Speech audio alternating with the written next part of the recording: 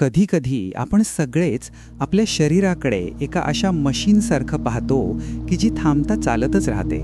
सकाळपासून रात्रीपर्यंत आपण धावत असतो. काम, घर, जबाबदाऱ्या, ताणतणाव आणि या सगळ्यात शरीर आपल्याला हळूच सांगत राहतं की थांब, जरा श्वास घे, जरा माझ्याकडे लक्ष दे. पण आपल्याकडे वेळ नसतो. हळूहळू शरीर स्टिफ होत जातं, पाठ जड होते, मान दुखते, गुडघे कुरकुरतात आणि आपण विचार करतो हे सगळं वयाने येते. पण जेसिका मॅथ्यूज म्हणते की हे वयाने येत नाही, हे दुर्लक्षाने येतं. आणि त्यावरचा सर्वात सोपा उपाय म्हणजे स्ट्रेचिंग. साधं, हलकं, रोजचं ताण देणं. हे ताण शरीराला पुन्हा जिवंत करतात, पुन्हा मोकळं करतात, पुन्हा तरल बनवतात. स्ट्रेचिंग म्हणजे काहीतरी मोठं नाही. ना यात भारी जिम लागतो, ना इक्विपमेंट, ना वेळ. हे शरीराला सांगणं आहे की मी तुझ्याकडे आहे, तू माझं आहेस, चल आपलं नातं पुन्हा मऊ करूया. शरीर ज्या क्षणी रिलॅक्स होतं त्याच क्षणी मनही शांत होऊ लागतं. माणूस जेव्हा स्टिफ असतो तो फक्त शरीरानं स्टिफ नसतो, तो मनानंही स्टिफ असतो. विचार जड झालेले, भावना घट्ट झालेल्या, राग अडकल्यासारखा. तेव्हा स्ट्रेचिंग हे फक्त मसलसाठी नसतं, ते मनासाठीही असतं. जेसिका मॅथ्यूज म्हणते की प्रत्येक माणसाच्या शरीरात ताण जमा होत असतो. समजा एखादी व्यक्ती महिनोन्महिने लॅपटॉपवर बसून काम करते. हळूहळू तिची मान कडक होते, खांदे पुढे येतात, पाठीचा कणा वाकतो आणि त्याला वाटतं की हे काही मोठं नाही, हे कामाचं आहे. पण हे कामाचं नसून शरीर देत असलेल्या सिग्नल्सचं ॲक्युम्युलेशन आहे. आणि स्ट्रेचिंग हे त्या सिग्नलला उत्तर देण्यासारखं आहे. जेव्हा तुम्ही शरीराला हलक्या ताणात नेता तेव्हा मसल फायबर्सचं जाळं हळूहळू मोकळं होतं. त्यात रक्तप्रवाह वाढतो, स्टिफनेस वितळायला लागतं आणि शरीर एक सुंदर उघडलेलं फूल बनतं. आपल्यापैकी अनेकांना असं वाटतं की स्ट्रेचिंग म्हणजे जिमवाले करतात, ॲथलेट्स करतात. पण स्ट्रेचिंग खरं तर अशाच लोकांनी करायला हवं जे दिवसभर बसून राहतात, जे ज्यांना हालचाल कमी असते, ते ज्यांना वय वाढल्यावर शरीर थकल्यासारखं वाटतं. जेसिका म्हणते की मूवमेंट इज मेडिसिन आणि त्यात सर्वात सौम्य औषध म्हणजे स्ट्रेचिंग. हे औषध शरीरावर जबरदस्ती करत नाही, हे शरीराला प्रेमानं जागं करतं. मला एक उदाहरण आठवतं. एका 58 वर्षाच्या काकू होत्या.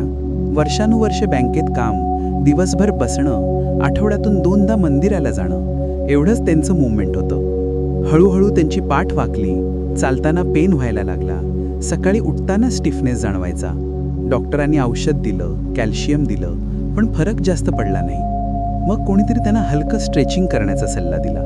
त्या म्हणाल्या, अगं माझ्या वयात स्ट्रेचिंग, मी काही ॲथलीट नाही. तरीही त्यांनी सुरुवात केली. 2 मिनिटं, मग 5, मग 10.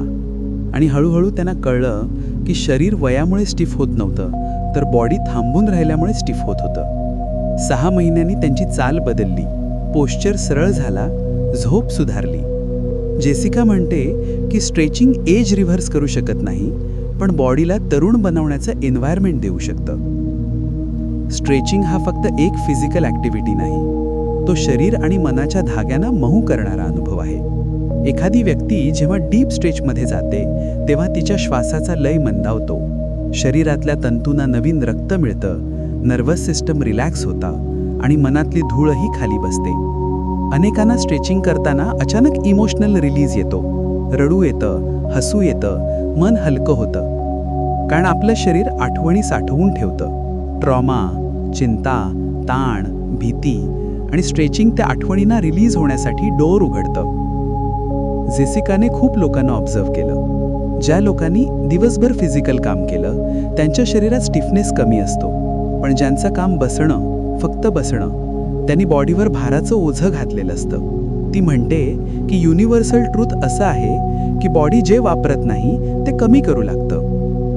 म्हणूनच जे मसल्स तुम्ही वापरत नाही ते टाईट होतात, लहान होतात, त्यांची फ्लेक्झिबिलिटी कमी होते. स्ट्रेचिंग म्हणजे त्या मसल्सला सांगणं की हे बाळा, अजूनही तुला काम आहे, तू अजूनही जिवंत आहेस. अजून एक सुंदर ऑब्झर्वेशन ती सांगते की stretching silently strengthens your connection with your on body. तुम्ही शरीराशी प्रेमाने बोलायला शिकता. तुमचा श्वास तुमची भाषा बनतो. धावपळीच्या जगात दररोज आपण तासनतास इतरांसाठी देतो, काम, फॅमिली, रिस्पॉन्सिबिलिटीज. पण आपल्यासाठी रोज 10 मिनिटं स्ट्रेचिंग म्हणजे सेल्फ रिस्पेक्ट आहे, स्वतःवरचं इन्व्हेस्टमेंट आहे. चला आणखी एक छोटं उदाहरण. एक सॉफ्टवेअर इंजिनियर होता, वय 32, सॅलरी हेवी, जॉब प्रेस्टिजियस, पण शरीर खरंच थकलेलं.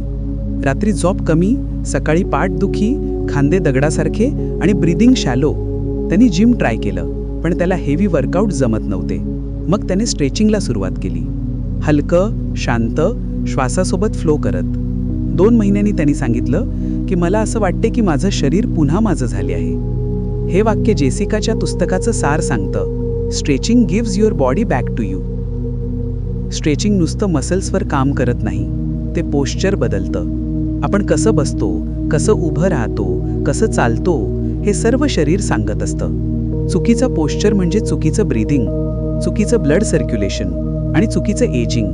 पण स्ट्रेचिंग पोश्चर पुन्हा अलाइन करतं. पाठीचा कणा लांब वाटतो, मान मोकळी वाटते, खांदे सॉफ्ट होतात, तुमचं शरीर सडनली भार कमी झाल्यासारखं वाटतं. जेसिका सांगते की स्ट्रेचिंगमध्ये सर्वात मोठी गोष्ट म्हणजे पेशन्स. स्ट्रेचिंग हे धावण्यासारखं नाही, ते वजन उचलण्यासारखं नाही, ते शांत नदीसारखं आहे. ते तुम्हाला आतून अनवाइंड करतं, शरीराला काहीतरी सोडू देतं, भीती, ताण, जडपणा, स्टिफनेस. आणि म्हणूनच याला लेटिंग गो थ्रू द बॉडी असंही म्हणतात. अनेक वेळा आपण मनाला सांगतो की लेट गो कर, पण मन ऐकत नाही, शरीर मात्र ऐकायला तयार असतं. स्ट्रेचिंग म्हणजे लेटिंग गोची बॉडी साईड टेक्निक आहे. शरीरातले जॉईंट्स म्हणजे शरीराचे दरवाजे. जर ते जाम झाले तर जीवनाची मूव्हमेंट थांबते.